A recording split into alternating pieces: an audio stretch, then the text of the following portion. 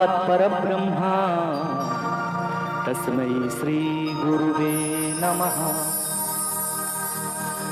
वरहापीडं नटवरवपुः कर्णयो कर्णिकारं बिभ्रद्भासः कनककपिशं वैजयन्तीं च मालां रन्ध्रान् वेणुर्रधरसुधया पूरयन् गोपवृन्दैः वृन्दारण्यं स्वपदरमणं प्राविशद्गीतकीर्तिः।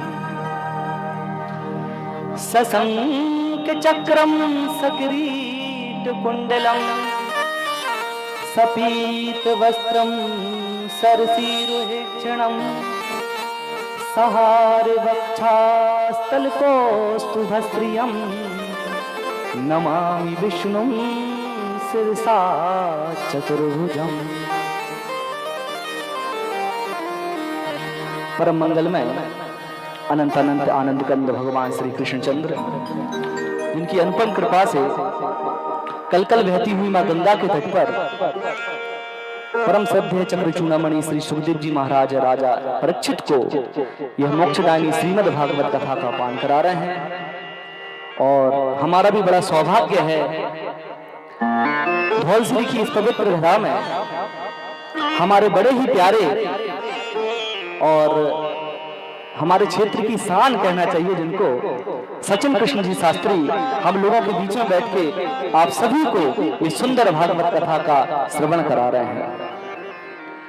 यहाँ उपस्थित सभी विद्वज्जन, परम आदरणीय गुरु जी जो कि पिता तुल्य हैं मेरे, आदरणीय श्री राजेंद्र प्रसाद जी शास्त्री, पूज्य गुरु जी जो अभी अभी यहाँ से जिनका जाना हुआ है कोई जरूरी के काम के कारण, श्री सुरेंद्र जी शास्त्री यहाँ गंधर्व के रूप में विराजमान, क्योंकि भागवत मंच पर जो बैठ जाते हैं वो कोई साधारण संगीतकार नहीं होते। देवताओं में जिन्हें गंधर्व कहा जाता है वो हमारे पचोरी जी श्री शिवानंद भैया, तबला पे भैया, नंदू भैया और पेट पर भैया, आप सभी मिलकर के इस सुंदर कार्यक्रम को सजाने का काम कर रहे हैं। बंधुओं, भागवत कथा कोई सामान्य नहीं है और ये जो शरीर हमें प्राप्त हुआ है ये भी सामान्य नहीं है। भागवत जी में श्लोक आता है, दुर्लभो मानसो देहो देहिनां क्षणभंगरा तत्रापि दुर्लभं मन्ये वैकुंठ प्रिय दर्शनम। बड़े भाग मानस्तन पावा सुर दुर्लभ सब ग्रंथन गावा। ये मानव शरीर जो हमें प्राप्त हुआ है ये भगवान को पाने की मान के चलिए सीढ़ी है। आपको छत पर जाना होता है तो सीढ़ी की आवश्यकता होती है। इसी प्रकार अगर परमात्मा को पाना है तो इस शरीर की आवश्यकता होती है। किसी अन्य जन्म में आप भगवान को शरीर से प्राप्त नहीं कर सकते। आप सभी लोग यहाँ पर बैठ के कथा का श्रवण कर रहे हैं, लेकिन कोई पशु पक्षी यहाँ बैठ करके कथा नहीं सुन सकता। हम मनुष्य रूप में यहाँ कथा सुन सकते हैं, भगवान के भजन गा सकते हैं और उनकी कथाओं का आनंद ले सकते हैं। ये कृपा हम पर ही प्राप्त हुई है। बंधुओं, आज जैसे कि सचिन जी बता रहे थे, जब हमारा आगमन हुआ था रास की कथा चल रही थी। रास क्या है? दसम स्कंद में रास, और रास कोई साधारण नहीं है बंधुओं। आत्मा और परमात्मा का मिलन ही रास है। तीन प्रकार की आत्माएं होती हैं, एक होती है आत्मा, एक होती है महात्मा और एक होती है परमात्मा। आत्मा जब अच्छे कर्म करती है तो वो ही महात्मा कहलाने लगती है, और महात्मा जब उस कैटेगरी पे पहुंच जाए कि दिन रात उसे परमात्मा ही मन में उसके चिंतन में चलता रहे तो वो परमात्मा स्वरूप हो जाता है। बंधुओं, तो भगवान श्री कृष्ण के पास जो गोपियां आई हैं वो कोई साधारण स्त्रियां नहीं है, वो सब पिछले जन्म के ऋषि मुनि हैं जिन्होंने अपने तप के बल के प्रभाव से भगवान को, उनका भगवान का सानिध्य प्राप्त किया था।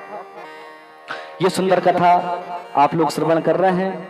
इसी के साथ ज्यादा समय ना लेते हुए रामेश्वर गौ सेवा केंद्र का यहाँ पर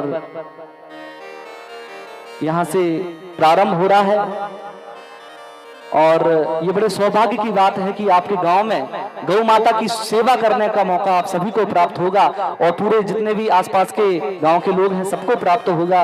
ये किसी एक की सेवा नहीं है बंधुओं, गाय की सेवा स्वयं परमात्मा की सेवा के बराबर है। श्री कृष्ण का नाम भी गोपाल जब पड़ा है जब उन्होंने गौ माता का पालन किया है, गौ माता को चराया है, तब वो गोपाल कहलाए हैं। गोपाल को अगर प्रसन्न करना है तो उनकी गैया मैया को सुरक्षित रखना पड़ेगा। उनकी गैया मैया आज कट रही है, हम जयकारे लगाते हैं, बोलो गौ माता की जय हो, नहीं गौ माता की रक्षा हो। जहां भी कोई बोले गौ माता की रक्षा हो, जय हो कहने से कुछ होने वाला नहीं है बंधुओं, गौ माता की रक्षा हो। जब हम रक्षा करेंगे तब गौ माता बच पाएगी, नहीं तो आज स्थिति यह है कि रोडों पर गौ माता बैठी है और आने वाले ट्रक उनको कुचल के चले जाते हैं। हमारे हिंदू धर्म का प्रमुख है गौ माता, विप्रधेनु सुर संत हित लीन मनुज अवतार। और उन गौ माता की अगर ऐसी दशा होगी तो निश्चित रूप से हम सबको भोगना पड़ेगा। आज कुछ ही समय पहले ही यहाँ पर कलिकाल आपने देखा है, ये सब कारण गौ माता के भटकने के कारण हो रहे हैं बंधुओं। आप सभी से निवेदन है, गौ माता कोई साधारण नहीं है। गौ माता के जो नेत्र हैं, एक सूर्य है तो एक चंद्रमा है। गौ माता के जो कान हैं उनमें अश्विनी कुमारों का वास होता है। गौ माता जिनके अग्रभाग में भगवान शिव वास करते हैं, जिनकी पीठ पर हाथ फेरने से बड़े रोग दूर हो जाते हैं, ब्लड प्रेशर आदि रोग दूर हो जाते हैं। उनके 4 थन नहीं है बंधुओं, वो 4 वेद हैं, ऋग्वेद, यजुर्वेद, सामवेद और अथर्ववेद। गौ माता जिसे आप गोबर कहते हो, वो गोमय जो होता है वो कोई साधारण नहीं है, उसमें लक्ष्मी माता का वास होता है। इसलिए घर में उसकी लिपाई की जाती है कि लक्ष्मी हमारे घर पधारे। गौ माता का जो गौमूत्र होता है वो कोई साधारण नहीं है। आपको गंगा जी जाने के लिए प्रयागराज जाने की आवश्यकता नहीं है, अपने बाल्टी के जल में गौ माता का गौमूत्र मिला लीजिए और उससे स्नान कर लीजिए, गंगा नहाने के बराबर पुण्य प्राप्त हो जाएगा बंधुओं। गंगा नहाने का पुण्य बड़े सौभाग्य की बात है। हमारे बीच में सचिन जी, आज कथा तो हम सभी लोग कर रहे हैं, लेकिन जो आपके मन में विचार आया है ये बड़ा ही शुद्ध है और जितनी बड़ाई, जितनी प्रशंसा इसकी की जाए उतनी कम है बंधुओं, कि आज इतना बड़ा जिम्मा लेकर के ये प्रारंभ कर रहे हैं। मैं आप सभी लोगों से निवेदन करूंगा, तन से मन से धन से जैसे भी बने आप इनका साथ दें। यहाँ गौ माता के लिए जो जो व्यवस्थाएं बनानी है हम सबको मिलकर के बनानी है। हम सब मिलकर के गौ माता की सेवा करेंगे तो निश्चित रूप से हमारा जो मध्य प्रदेश है ये हर प्रकार से सक्षम होगा। और अन्य तो सब जगह गौ माता की गौशाला चल रही है, हमारे यहाँ पर जो गौ माता की गौशाला खुल रही है। आप सभी लोगों से निवेदन है, खूब तन मन धन से साथ देकर के सचिन जी का आप इस गौ माता का को आगे बढ़ावें, इस गौशाला को आगे बढ़ावें। बिना समय के मैं ज्यादा बोल गया, चलिए आगे हमारे पिताजी के बराबर पूज्य श्री राजेंद्र प्रसाद जी शास्त्री। जय श्री राधे, जय श्री